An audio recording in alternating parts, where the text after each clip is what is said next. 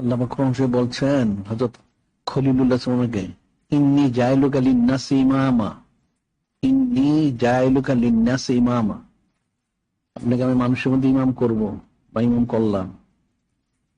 তিনি বললেন ক্বালা মিন যুররিয়াতি, ক্বালা মিন যুররিয়াতি, আল্লাহ তাআলা আমার বংশধর করেন।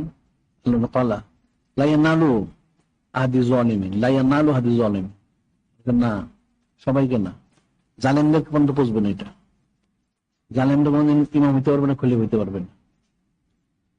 জালেম না তাদের হবে। বুঝতে পারছো এটা মানে কথাটা? এটা বুঝতে পারো না তোমরা?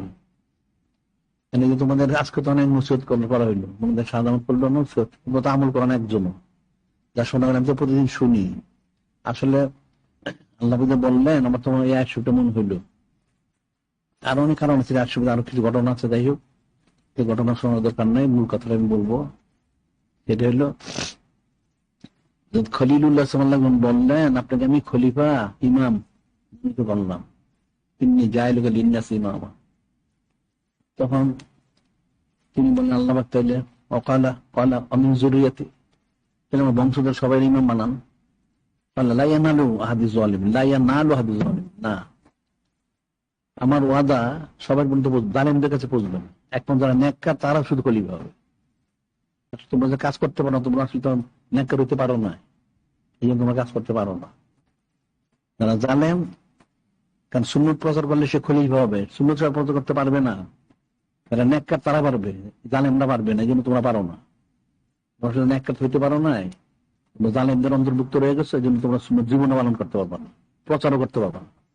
যারা জালেম থেকে ছুটতে পারবে, যারা নেককার তারা সুন্নত প্রচার করতে পারবে, আমল করতে পারবে, জালেমরা পারবে না। আল্লাহ বলে দিছে লা ইয়ানালু আহাদি যালিমিন, জালেমদের পর্যন্ত আমার ওয়াদা পৌঁছবে না। একমাত্র যারা নেককার তারা হবে।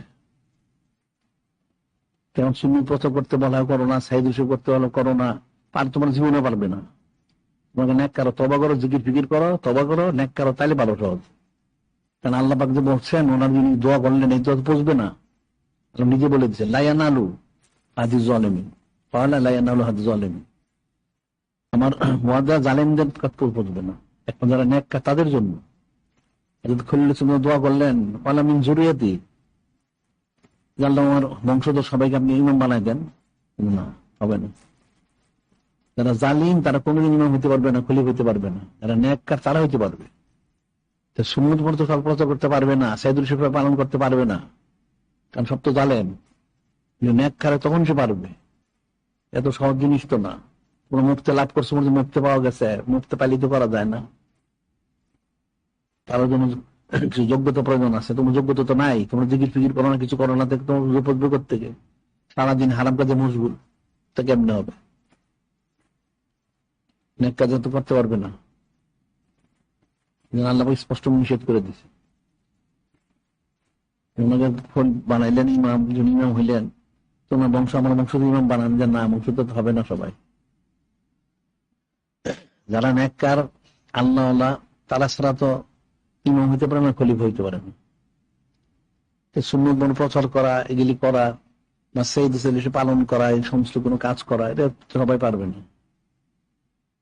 আমরা বলি সারাদিন, তুমি বললে কি হচ্ছে? পারবে না তো।